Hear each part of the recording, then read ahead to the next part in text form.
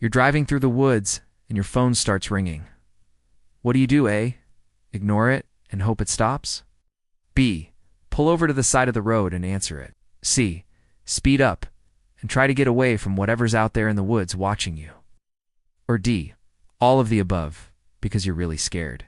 Welcome back to another episode of Would You Rather, where we ask you which option you would choose in a horrific situation. Option A, ignore it and hope it stops. This is probably the most likely course of action. Most people do want to be disturbed while they are re-driving and will just let the phone keep ringing, but that might not be the best idea. If you can't stop thinking about who could be calling at this late hour, then the anxiety might make it difficult for you to concentrate on the road. And if the caller keeps hanging up and calling again and again, eventually your nerves might get the better of you. Maybe you swerve or slam on the brakes, causing an accident. Maybe you run off the road into the trees. At least that way, you won't have to worry about your phone anymore. Option B, pull over to the side of the road and answer it. This is probably the second most likely course of action. There's something unsettling about being alone in your car in the middle of the night with your phone ringing, especially when you know that whoever is out there in the dark woods is watching you. And it's also possible that they're the one who called you. So what are you going to do? Just ignore it. That seems rude. And you never know when someone's life could be in danger. It could be an emergency call, or it could be someone trying to see if you're alone. Either way, you owe it to them to at least find out. After you park your car and turn on your hazard lights, you can look around to make sure you're safe before opening your door and answering your phone. After all, you don't know who's out there in the woods. They might jump out and attack you at any moment, especially if they were the one who called you. That is, unless you've done something bad recently, like run someone off the road or something. Then maybe you deserve whatever's coming to you. Option C, speed up and try to get away from whatever's out there in the woods watching you.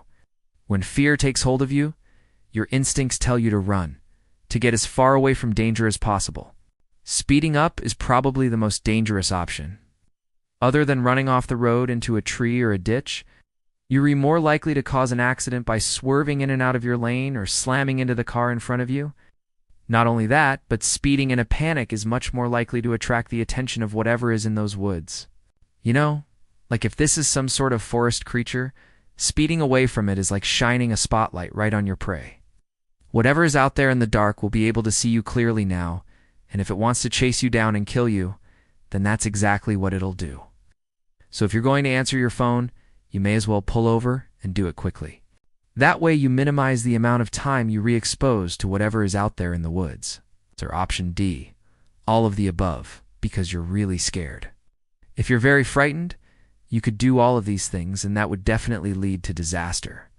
You could ignore the phone, but then glance over your shoulder at the dark woods, then accidentally rear-end the person in front of you.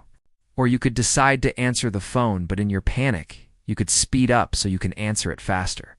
Or you could try to slow down and pull over, but accidentally hit the gas instead of the brake and zoom past the spot you were aiming for, nearly missing a deer. Each option is fraught with peril, and you really can't win. So let us know in the comments which option you would pick, and then watch this video for even more scary scenarios that you need to choose between. When you see a shadowy figure standing next to you on a long exposure photograph taken with your DSLR camera, you realize it's not a ghost. After all, you were standing right next to it when you took the photo, so it must be a living person. What do?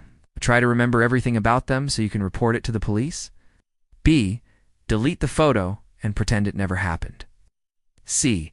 Take another photo of them and see if they notice. Or D.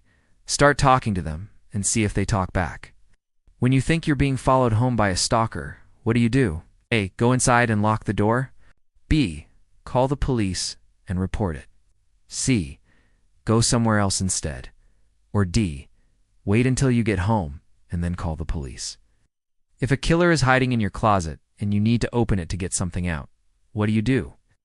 A. Turn on all of the lights in the room. B. Call out to them and ask what they want. C. Stick your head in the closet to try to find them. Or D. Grab a weapon before you open the door. When you see a dead body floating in the water, what do? Call the police and tell them where you saw it. B. Dive in and try to save them. C. Hope that someone else dives in and saves them. Or D. Leave the area quietly so no one will ever know. When you hear footsteps behind you on a dark street, what do? A. Walk faster. B. Start running. C. Cross the street and hide between parked cars. Or D. Turn around and face the person making the noise. When you see a monster under your bed, what do? Continue sleeping and pretend it wasn't there? B. Scream and wake everyone up? C. Move to a different bedroom? Or D. Go under the bed to see if it moves?